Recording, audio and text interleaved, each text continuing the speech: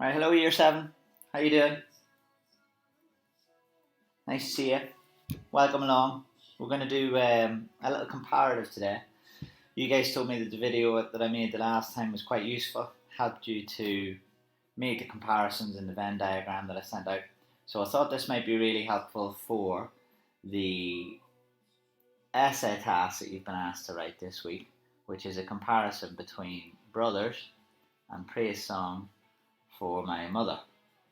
Two different poets, two different topics, linked by the theme of family. So you've got to write a response which compares how two poets discuss ideas about family in their poems. We've got Grace Nichols over here,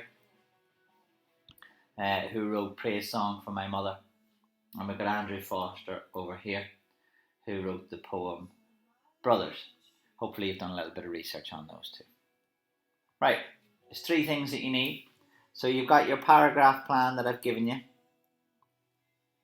which shows you how to write the first paragraph comparing the two poems and then the second paragraph comparing the two poems. You need to write two paragraphs, and each paragraph has got to talk about both poems. You can see that poem 1 there is covered by this bit, and poem 2 you just repeat the process, and you do that twice. Okay, so times 2. I'm going to show you how to do that today. This is on Firefly, as is this one. So make sure you've got the Venn diagram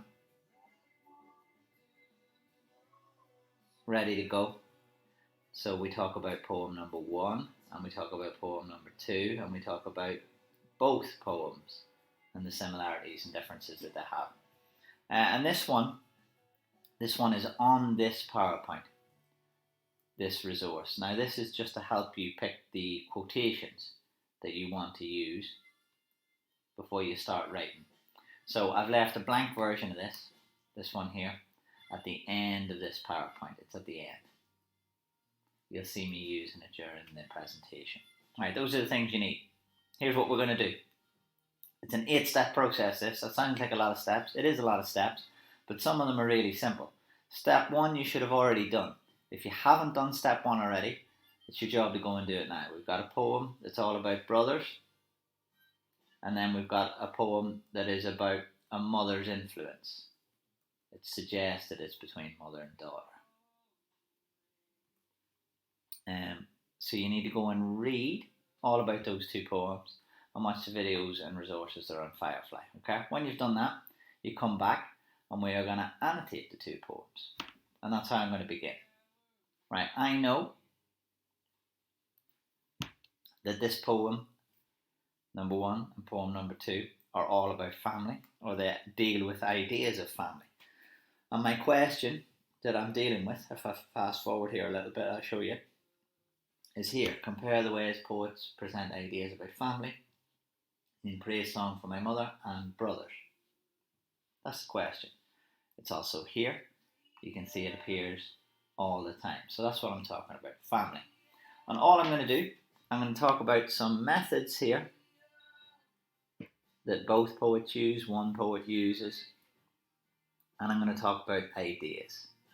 So ideas that appear in both poems, ideas that only appear in one poem. And the ideas always have to do with family. I think, personally, it's always quite helpful to come up with some synonyms, or some words we associate with family, not necessarily synonyms, maybe connotated words that we associate with family before we start comparing. Because we might not be able to just find the word family appearing, but we might have something to do with family appearing. So families can have quite close relationships, for example. Maybe they can have quite fraught relationships between brothers and sisters, for example. Maybe family is all about love between mother and daughter, between two brothers, for example. Maybe family is all about a sense of community. So I could probably find ideas about community in here. In here, I might find ideas about love in this one, or I might find more ideas about love in this one. Maybe I might find that they don't fight in this one, but they do fight in this one. Maybe I find that they're quite close in this one, and they're close in this one, but not quite as close. All of those ideas are things that I can talk about. Right, I'm going to make those disappear because I need more room to annotate. And let's begin with poem number 1, which is Praise Song for My Mother by Grace Nichols. Now, this poem, you can get away with it a little bit if you say that Grace Nichols, the poet, is speaking directly to her mother. Usually we say it's the speaker, but you'll get away with it a little bit here because it does sound, because of the title, like this poet is praising their mother, is writing a little poem in order to make her feel better or to show the appreciation that she has for her own mother. Okay, certain things you should notice. I'm going to try and be quick here, so you might have to rewind, and I'm not going to go through it line by line and read it out. You can watch the videos for that. I'm going to focus on methods and ideas. So first method, look, we can see that here the poet or the speaker is directly addressing their mother. So she's speaking directly to her mother. You were water to me. Alright? So the poem is written directly to her mum. And she uses similar methods as she goes through. She says, you were water to me. Deep, bold and fathoming. Two things to notice here. I'm going to pick a different colour.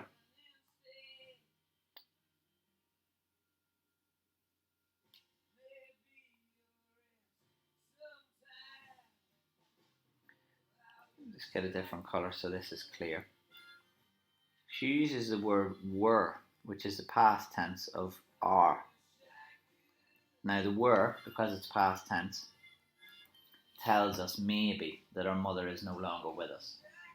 And if that's the case, it's going to be likely that this is an act of maybe remembrance or celebration. So it's suggested because of the were that her mum is no longer with us. But she describes her as deep, bold, and fathoming. These are all adjectives used to describe her. So deep, maybe think about the ocean there that she's compared to. So she's so deep, she's got fathoms. Fathoms is another word we associate with water. Fathom is the depth of water. It's the distance used when measuring water. So she is a deep character. I mean, she's got lots to her.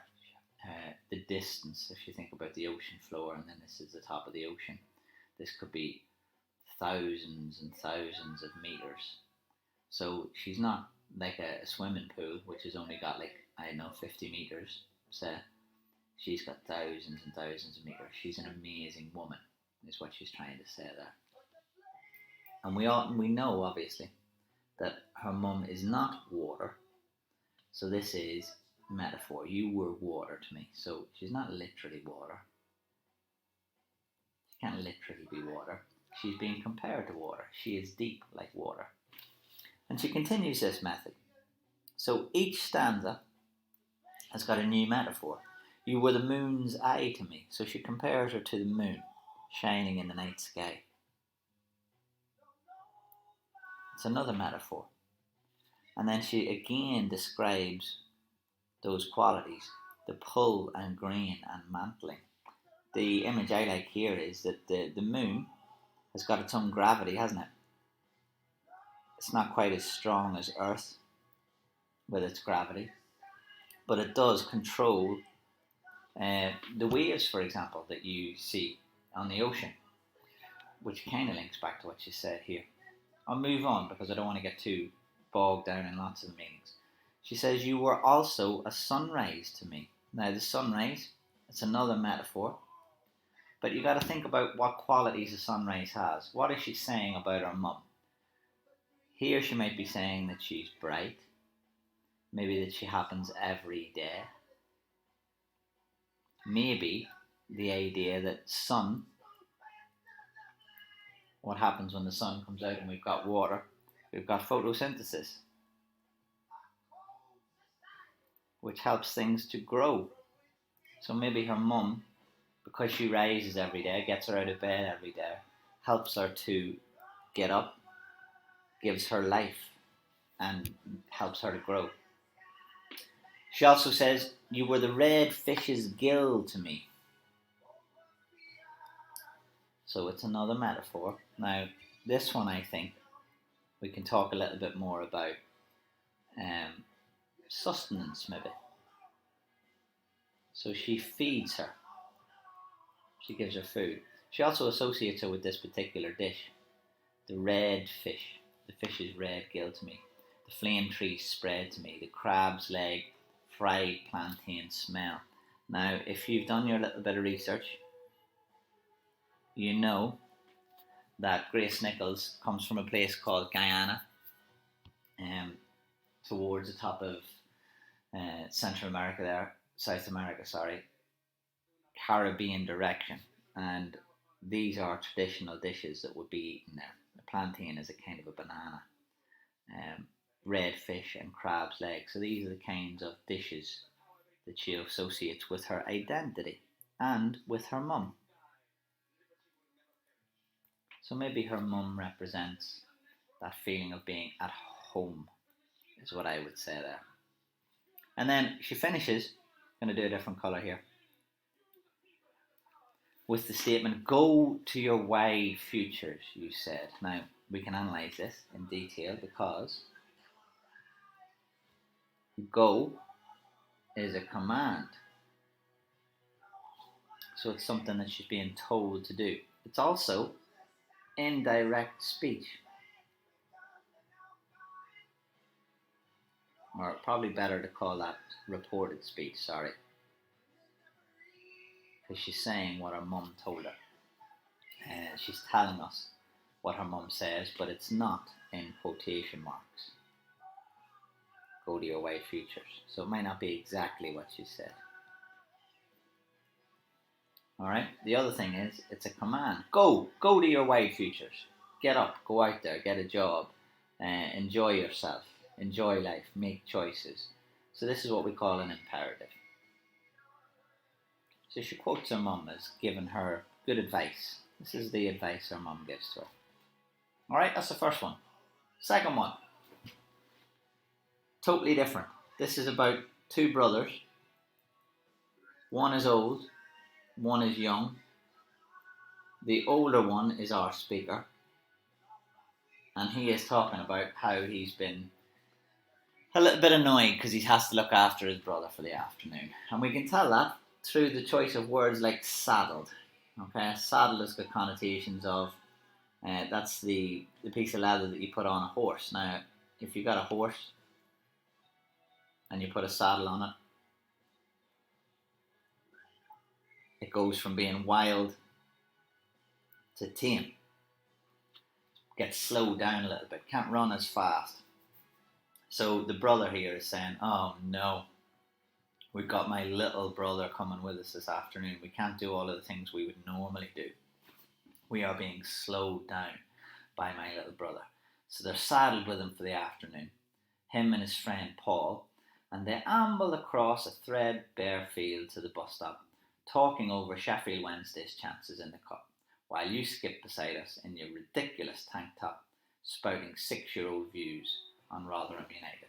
Okay, so here's his view of his brother. He says he's got a ridiculous tank top. I'll focus on ridiculous, and I know that that's an adjective. So he's quite dismissive.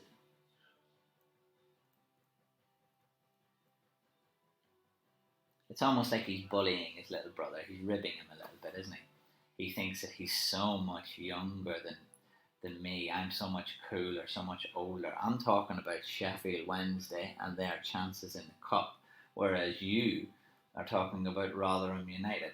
So he thinks that he is ignorant or immature.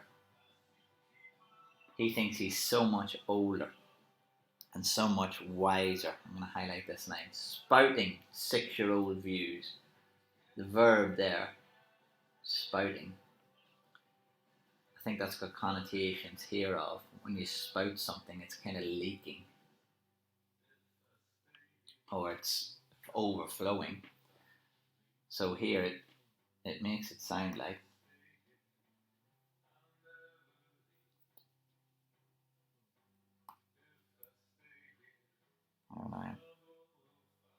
it makes it sound like our speaker doesn't have a lot of respect.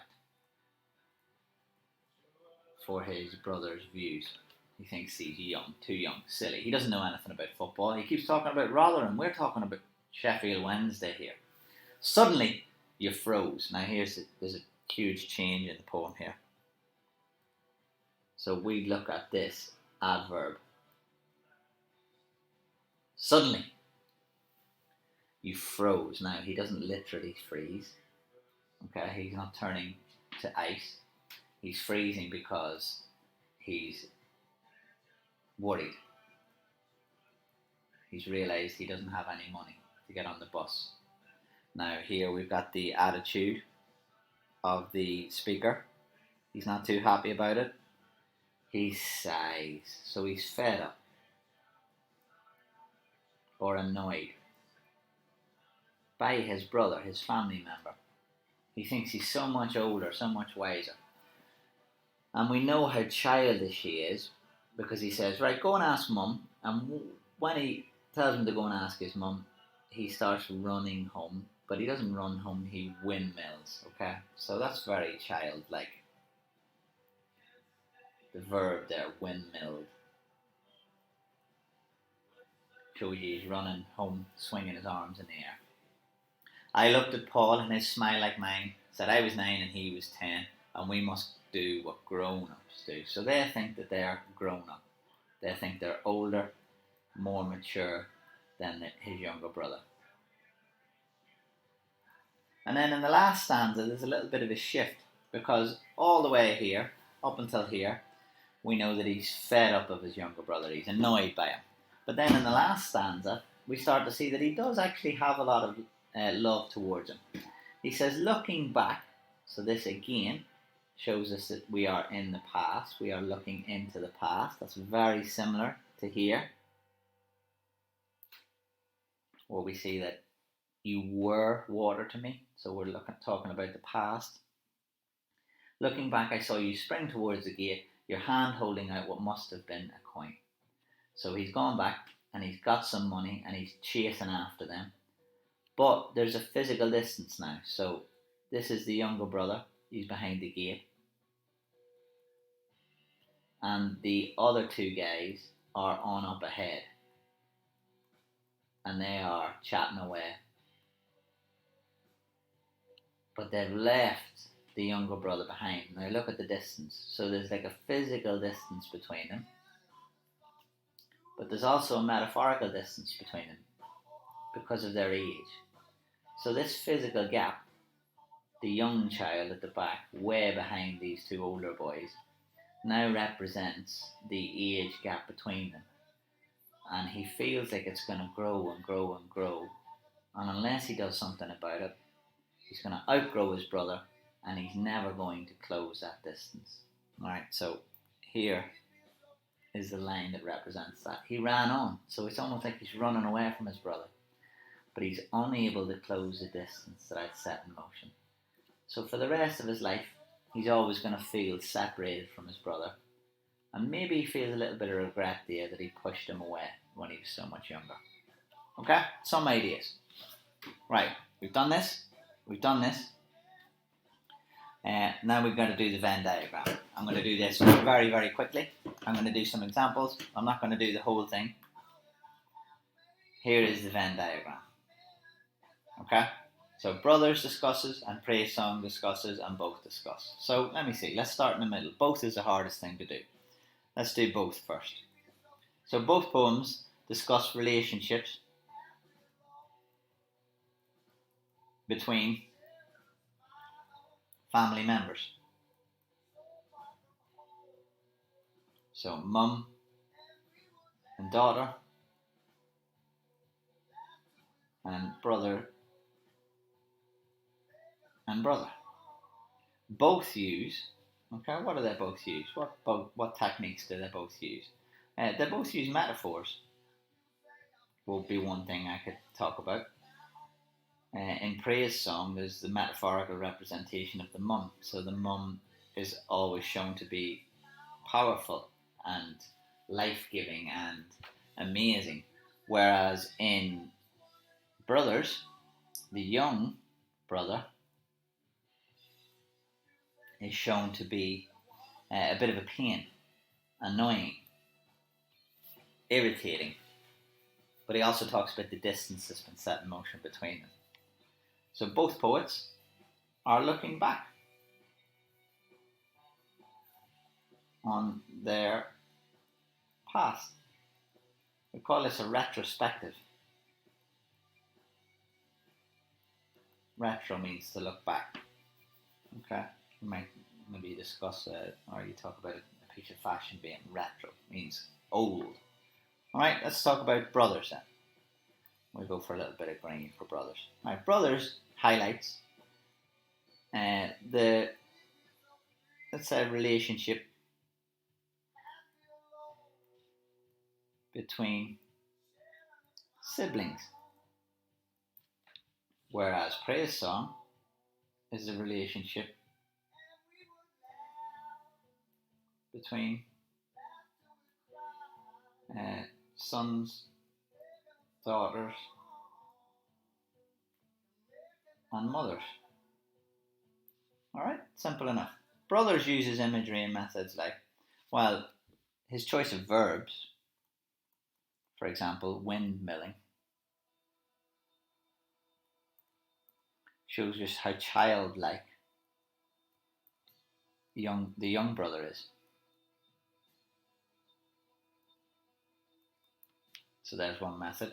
Praise Song uses imagery and methods like lots of metaphors.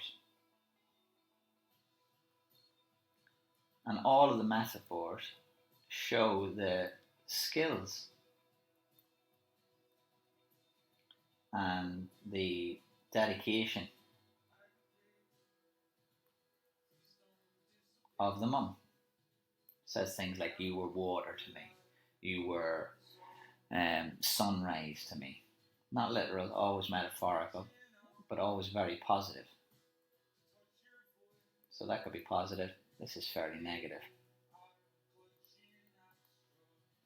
Only Brothers has, let's look now to see if we can find a difference.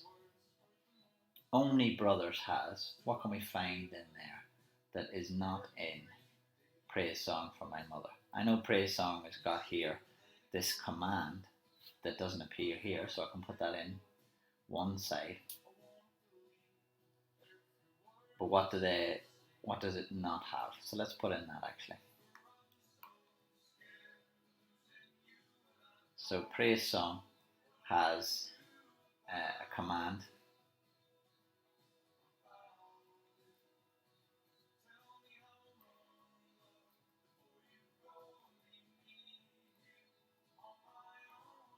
So Praise Song has a command from the mum to the daughter. Go to your wide open future, she says. Only Brothers, however, has, let's go back. Let's say,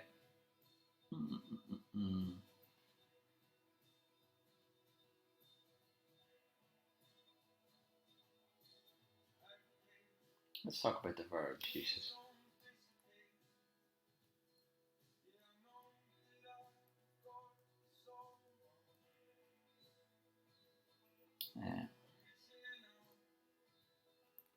So Andrew Forster, he uses words like, I saw you spring towards the great gate. We were saddled. To saddle is the verb, but saddled is an adjective. We were saddled with you for the afternoon. I saw you windmilling. So we're consistently using these verbs to make the younger brother sound childish, or to make it sound like he's annoyed to be with him. Right, that's step number 3. Rest won't take us as long. Now we've got to pick our quotes. I'm going to make 2 comparisons. The first comparison I'm going to make a comparison on, let's say, caring and loving families. So it's always going to be about family. I have to talk about family. So I'm going to say, well, I'm going to compare how caring and loving the families are, first of all. Comparison number 2, maybe I talk about the responsibility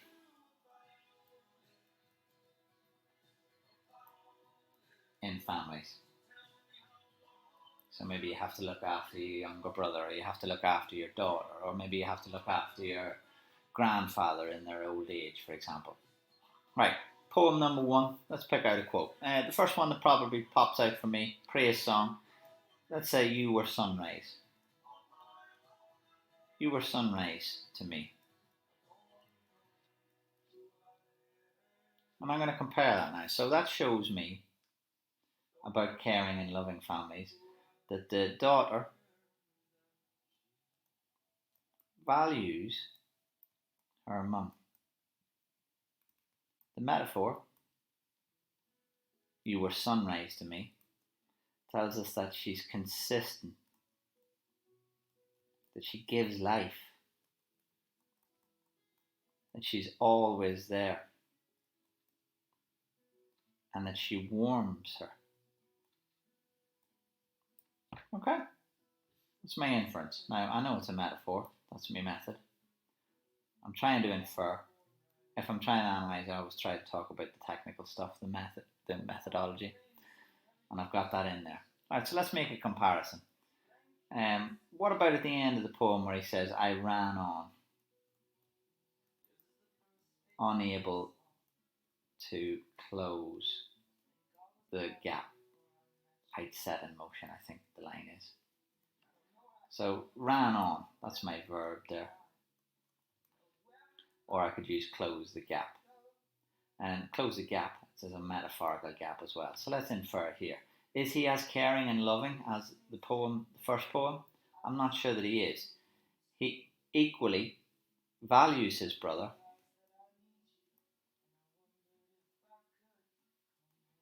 and maybe regrets mistreating or undervaluing. Because he says he wants to close the gap, which tells me he wants to get closer. So I'm coming back to being caring and loving families, alright? Now you can use these if you like, it's entirely up to you, but you have to say something analytical yourself. There's no point in just copying this into your paragraphs. I won't do you any good. So responsibilities in both families. Let me think about the responsibilities in poem number 1. What about where she says, you were water to me? Now, if you were water to me, that's one of the main things you need as a child is food and nourishment and water as well. Okay, you can go 3 days without water. You can go 3 weeks without food. That's the rule of threes. 3 minutes for air. So you were water to me. Now water is essential, isn't it?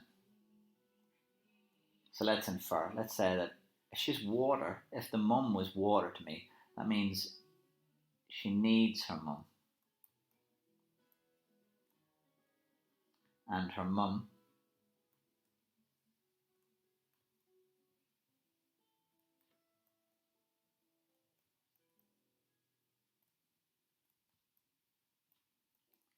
so her mum always feeds her, nourishes her. She's looking out for her. So that's my inference. You were water to me. I know it's a metaphor because it's the same as you were sunrise to me. It's not literal. Right, let's talk about how the brother, the speaker in poem 2, feels about his responsibility. His mum has said, listen, you got to look after your brother today. Bring him to the football match. And he thinks, oh no.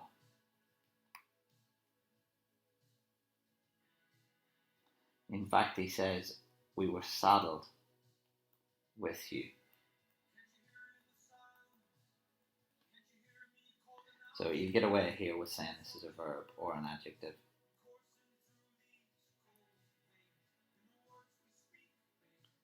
It's an adjective, but to saddle is the action. So he's described as saddled with him, which means to us, we know that we've got these connotations of, being harnessed. That's what it is. He's been harnessed with him. Okay, so he feels slowed down. Meaning in the poem, he's annoyed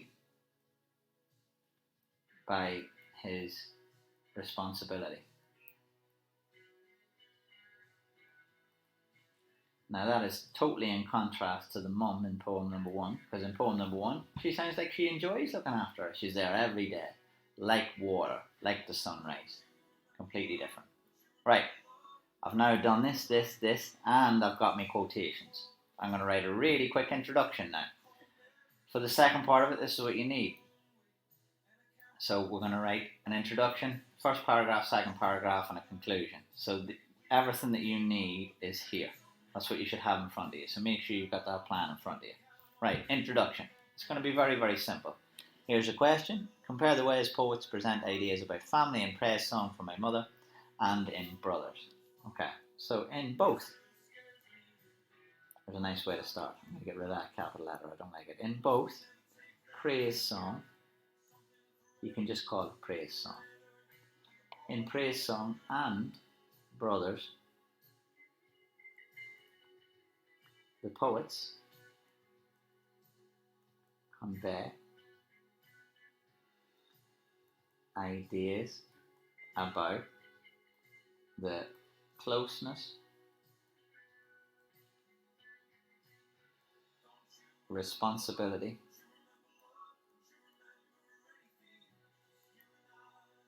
and loving nature of families. Now that's enough. You do not have to fill these boxes, alright? It's a very, very simple introduction. All you're showing us is that you've got some ideas. So the families are close. The families have a sense of responsibility. The families have a loving nature. So you're just going to put your main ideas in there. I would put in the 2 points that you're going to deal with. Alright, now you can talk about any of these things. If you answer those questions and put them into sentences, that's a fine introduction. Who wrote the poems? Well, Andrew Forster wrote Brothers, and Grace Nichols wrote Praise Song. So I could say in both Praise Song by Grace Nichols and Brothers by Andrew Forster, the poems are about families, and the message is, in first one, to value your mother because of all of the things that she does for you, and in the second one, maybe to value your brother because you might miss him when you grow up. Done that one. We've done the introduction. 3 to go. You're doing well. Right. Simple comparison. I've got my ideas. I've filled my plan. So I'm going to put this now. All of this is going into my paragraph number 1. This is comparison number 1. Right. Here we go. As an example. So we're going to make my first comparison. Firstly,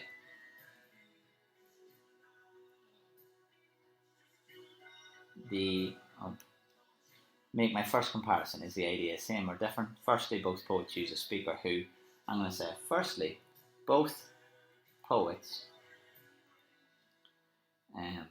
convey, discuss, suggest the dutiful and close relationship in families. Right, there's my ideas. I'm talking about sense of duty and close relationships. And then I'm going to say, in Praise Song, the speaker is grateful for the close relationship. Okay? So what close relationship is she grateful for? I can see this. I'm here now. I can see this in the metaphor, I'm going to say. What did she say? You were sunrise to me. Which, and now I'm going to analyse. I've got my terminology, I've said it's a metaphor. I'm going to say what the effect is. Which suggests that her mother is, And what did we say? Consistent, life-giving, and always, let's say always welcome. Sunrise is always welcome, isn't it? There's my inference. Now, I've done this. I can talk about why. I'm not going to do it here just for time purposes. I was going to try and keep this under half an hour. I'm already over that. But I need to move on to the second one. So why would she have done that? To me, why there? I might talk about how she wants you to value the relationship with your mother. Maybe that's what the poet's getting at. Then I need to repeat the process. So I'm going to say, whereas, all part of the same paragraph, whereas in brothers, the speaker has a less close relationship and feels annoyed at his duty to his brother. Now I can just insert my quotation here if I like. My quotation was, what do we say? I ran on. Let's say, in fact, the verb ran suggests he wants to escape his brotherly duty towards his younger, let's say, sibling. So I can avoid saying brother twice. Okay? Then I would do the way. Perhaps Forster wants to encourage us to value our brother before we grow apart. Something like that. Okay? That's me way. Right, you can go back and read that. I'm going to upload this as well. Done this, done this, done this, done this. Here we go. 2 to go. Oh no. Poor ladies are getting drawn all over. Paragraph 2. Ignore that, that should be 2. Example 2. Everything you need is there. I'll do it very quickly. I'll rattle through so that you've got them. Secondly, I can use that. Or I can use the name of the poet. Let's start with Forster this time. Forster chooses to explore, let's say, the responsibility and essential of family in brothers when we see his speaker complain initially about his,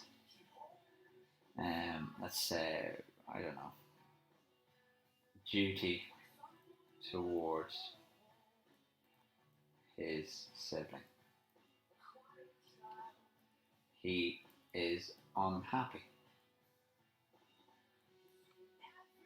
And my quotation was saddled, wasn't it? He's unhappy he has been saddled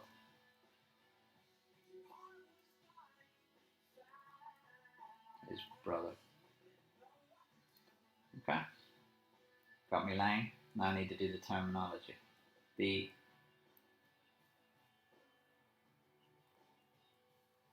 adjective saddled here suggests his annoyance. He has been slowed down. Here's where I'm inferring. It's because a saddle slows you down. He has been slowed down. He only wants to spend his time with his friends.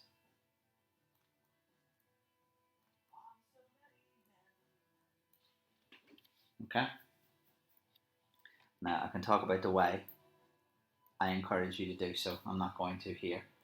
I would include the why. Why has he done that? What's he suggesting? Why does he want to show that he only wants to spend time with his older friends? Does that change? It changes later in the poem. So what is the message from the poet here? We talked about it a little bit already.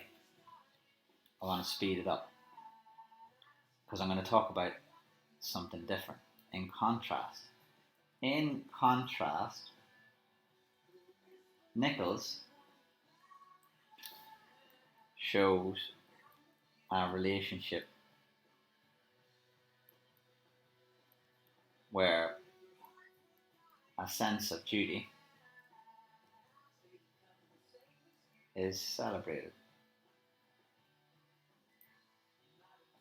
When,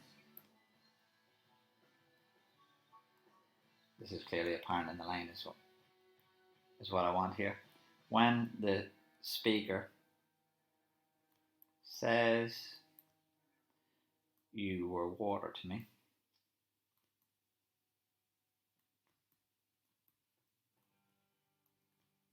we recognize that she sees her mum. It could be a he.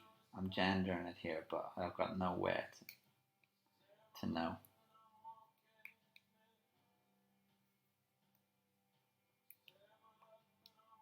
They see their mum as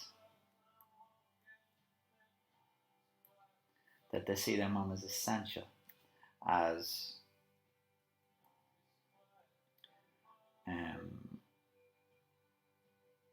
central to their survival.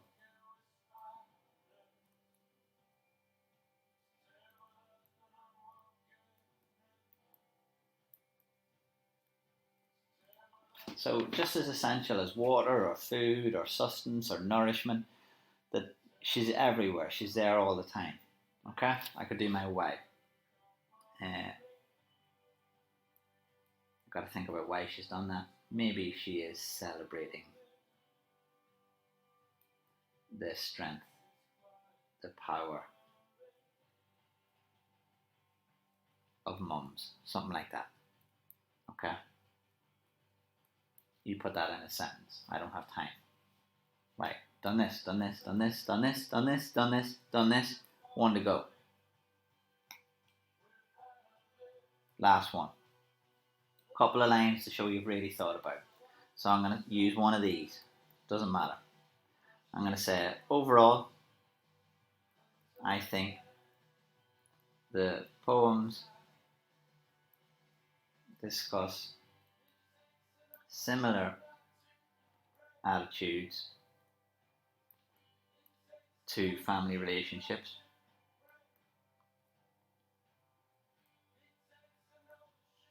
but Nichols